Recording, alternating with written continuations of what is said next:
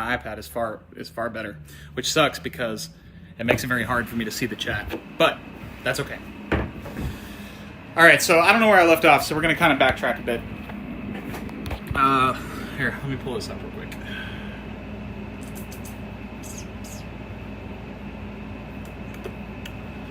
I hope, anyway, that, yeah, now live. Okay. All right, so I think I fixed this.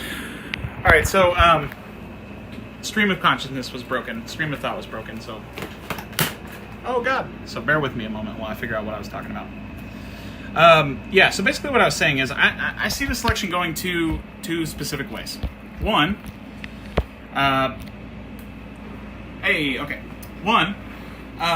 we have a Joe Biden popular vote victory in both. I think he's going to win the popular vote regardless, but as we all know from living in this hellscape, the popular vote does not determine anything that happens in our electoral system whatsoever and does not elect the president. So, to put it mildly. So, what I think is going to happen is we're going to have a popular vote victory by Joe Biden and an electoral college victory from Donald Trump. Which, and perhaps a small electoral college victory for Joe Biden as well. Then we're going to have probably several days where we don't know who the winner is, which is going to throw this country into a political crisis. We are going to spend 3 or 4 days not knowing who the president is and with both people declaring victory, which will be insane and absurd. But it's 2020, so what do you expect?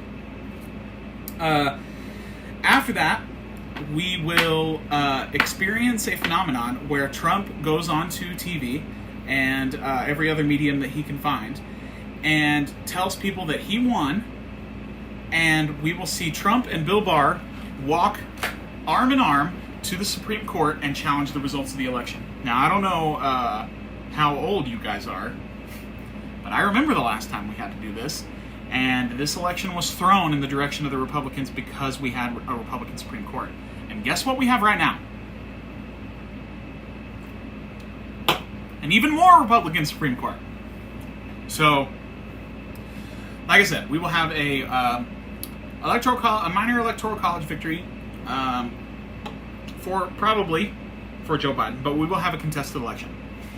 And then this is the crucial part. This is where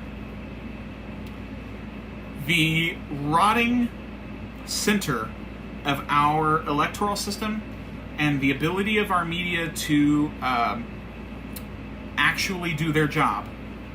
This is where it will completely collapse in on itself, and we will head on down the road to an autocracy. Okay? Trump will go around on every network that he can find and tell people that he won.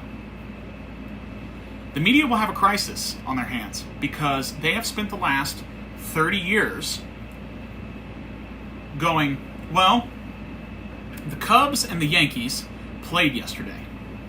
The Cubs say they won, and the Yankees say they won. I guess we'll never know. And that dynamic will have produced a distrust and an inability within the media to be able to be like, no, sir, you didn't win. There is no evidence that you won. And we're not recognizing it. Instead, they will be polite, which is what they do. They're polite, and they're civil, and they're fairly go along to get along, and let's just maintain the norms, and all that kind of stuff. And this will go on for weeks, while everything is deliberated in the Supreme Court, and we have all of these endless conversations about whether or not,